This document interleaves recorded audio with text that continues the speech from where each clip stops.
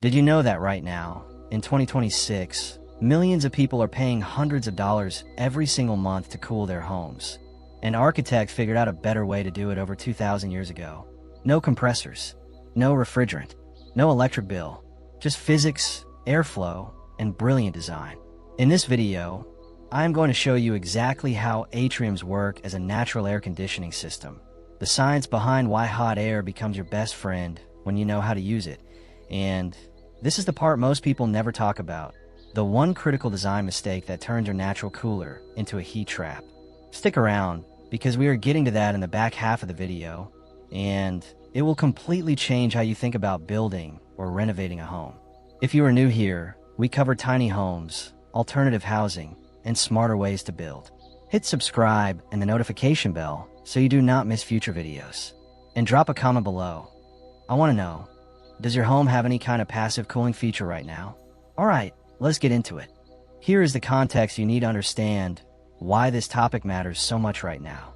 According to the International Energy Agency, air conditioning already accounts for nearly 15% of all global electricity consumption, a share that has crept steadily upward as record-breaking heat waves have gripped continents back to back. And that number is climbing fast.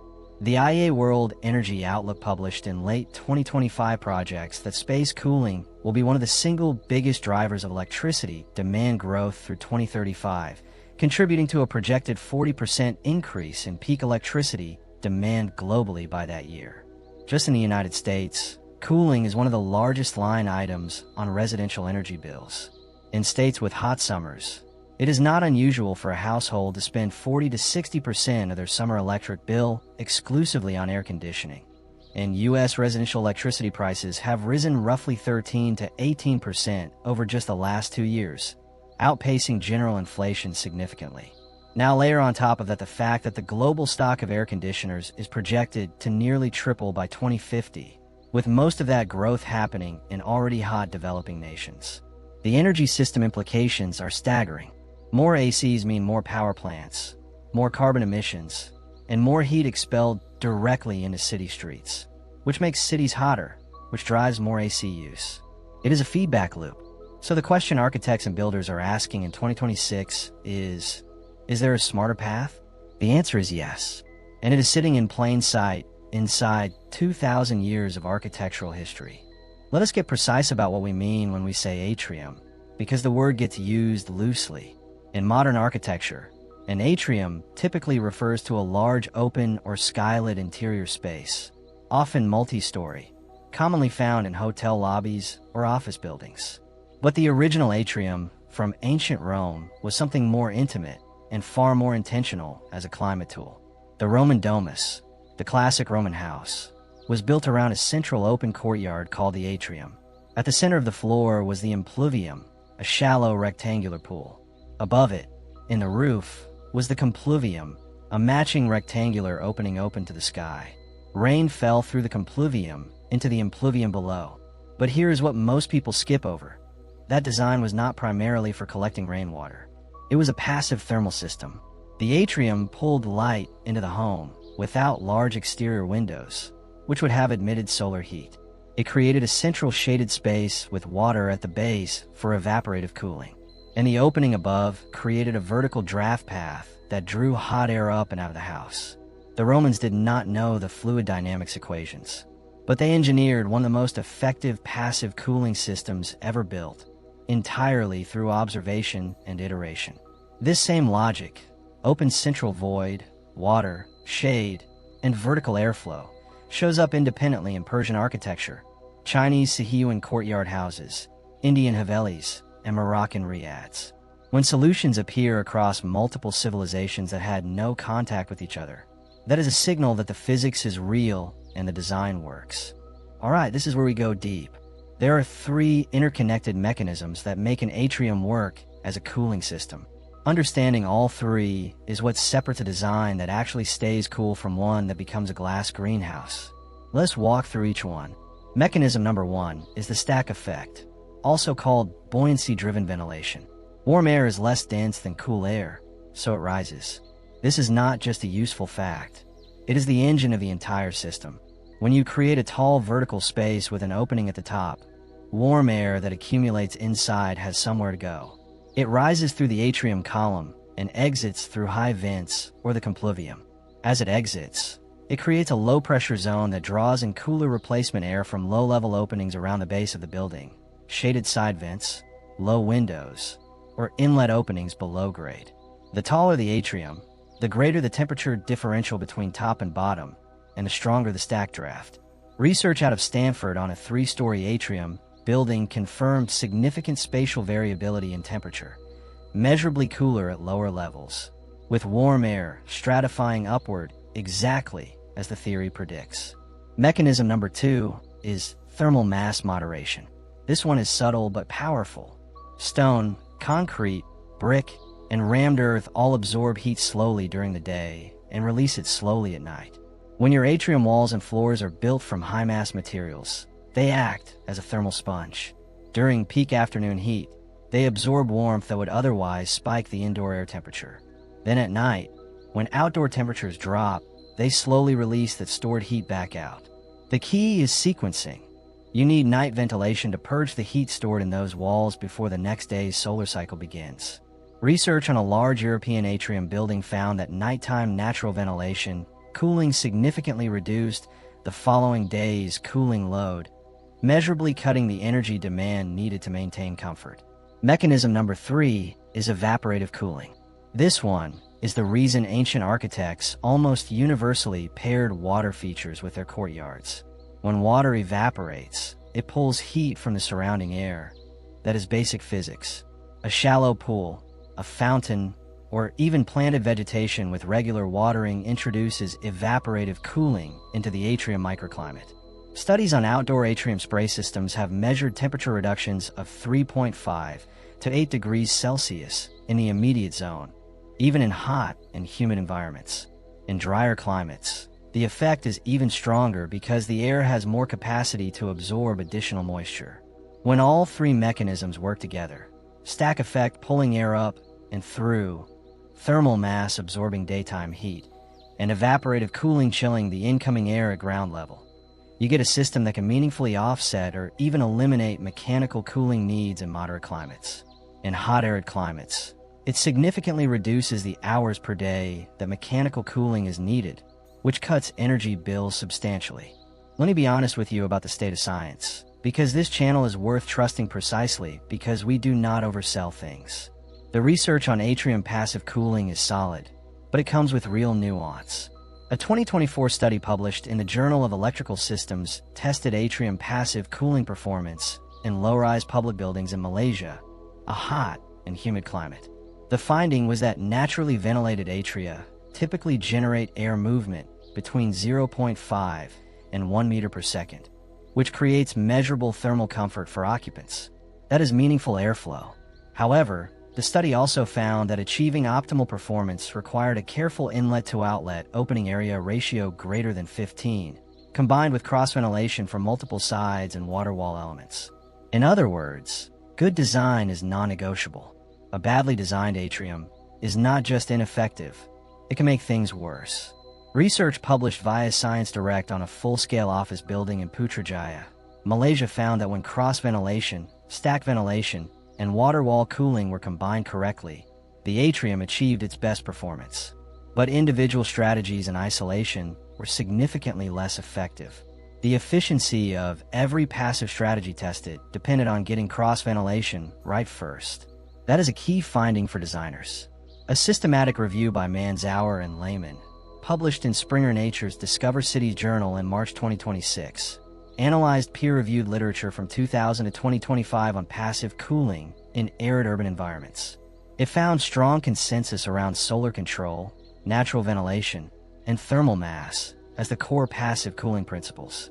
The courtyard and atrium consistently appeared as one of the highest performing integrated solutions across diverse climate contexts. The honest caveat: buoyancy-only ventilation driven purely by the stack effect has limitations in hot, humid climates where the temperature differential between indoors and outdoors is small. Wind-assisted designs that combine the stack effect with cross-ventilation paths consistently outperform pure stack systems.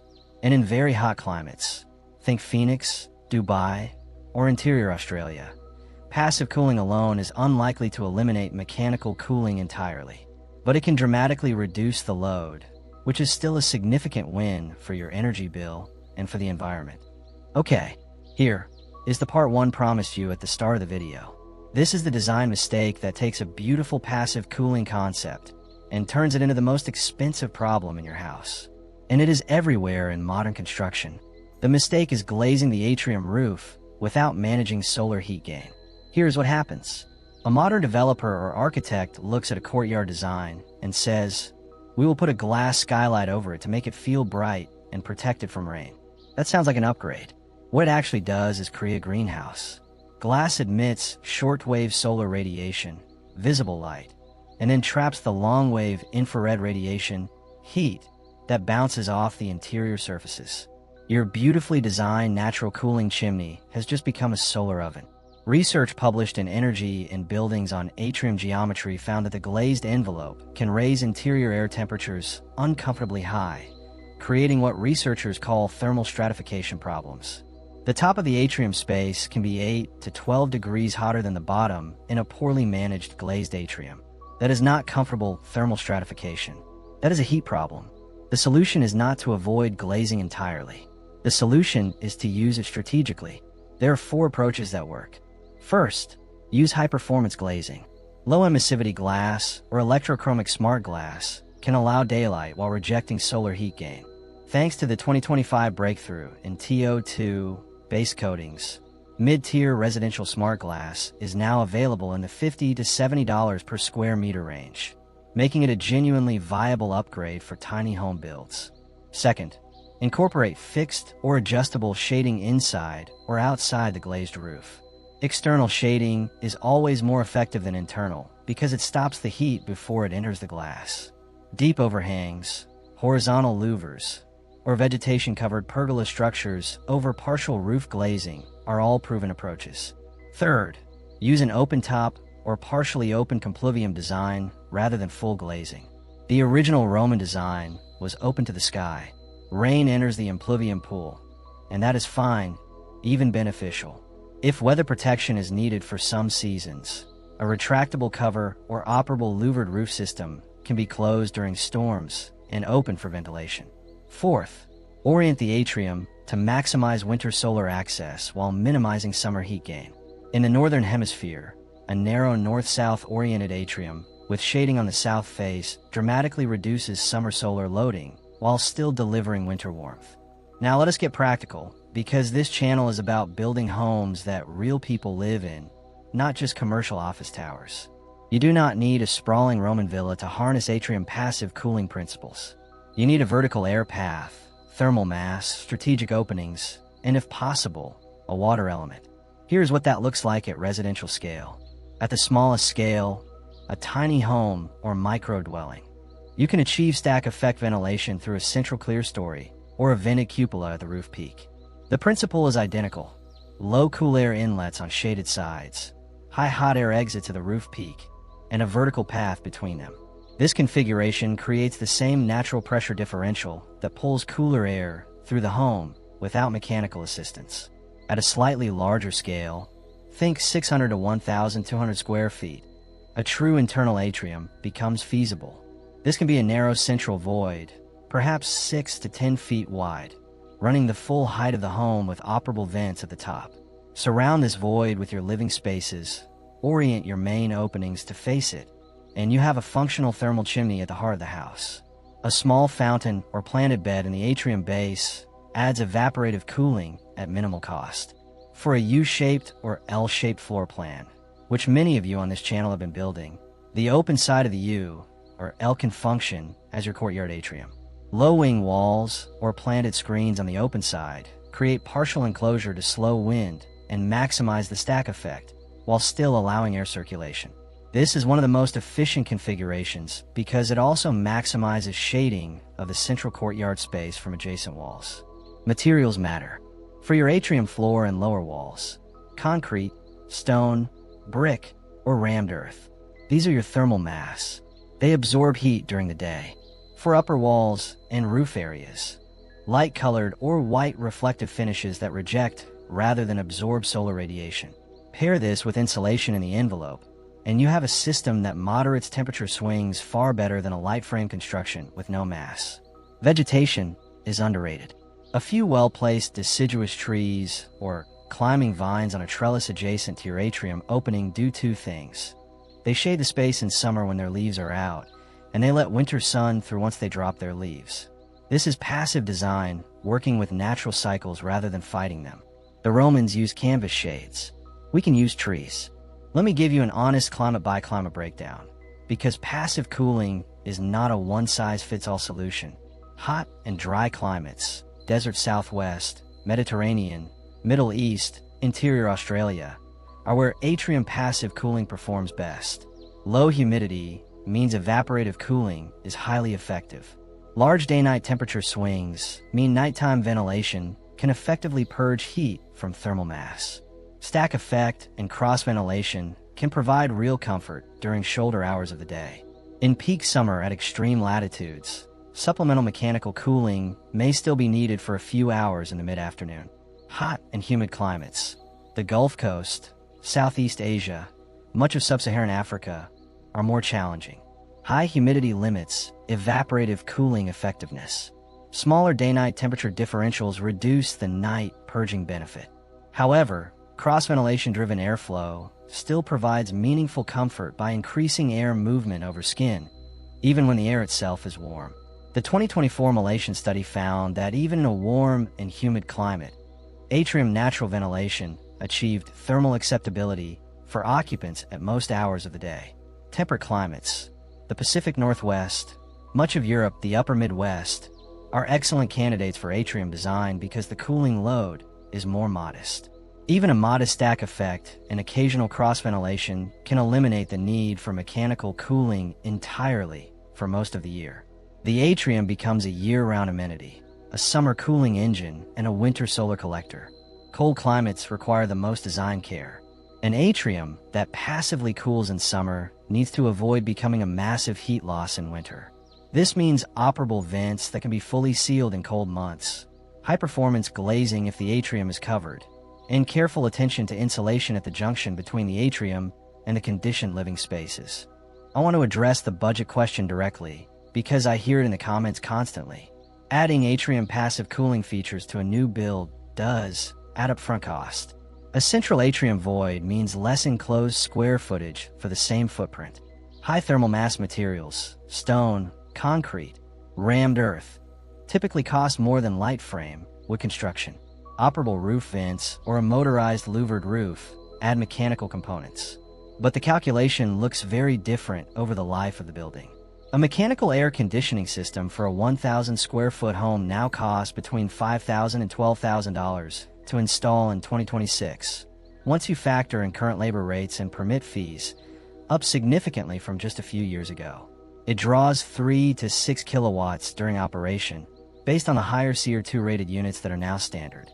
Over 20 years in a hot climate, at electricity rates that have already risen 13 to 18% in just the last 2 years, the operational cost of running central AC adds up to tens of thousands of dollars. Passive cooling features, by contrast, are essentially maintenance-free.